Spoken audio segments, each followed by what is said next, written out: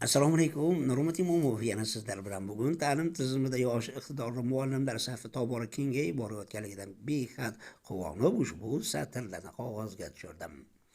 Ilm bizni saodatga yo'llagay, har qandayin og'ir damda qo'llagay, O'zbekiston yashnagani gullagay, ko'paysin ta'limning jonkuyarlari, qiziqtira olsin ilmga barin, bilimdon aylasin o'quvchilarin, joylasinlar qalbiga ziyo nurlarin, ko'paysin ta'limning jonkuyarlari, yangi renessansni yarata olsin, kashfiyotlar qilib dovruqlar solsin, ahli dunyo loli hayratda qolsin, ko'paysin ta'limning jonkuyarlari, ilm fanda ilgarilab ketishsin illo, murod maqsadiga yetishsin illo, shogirdlarin daholar yetishsin illo, ko'paysin ta'limning jonkuyarlari. Nurmat Imomov, Qashqadaryo viloyati G'uzor tumani.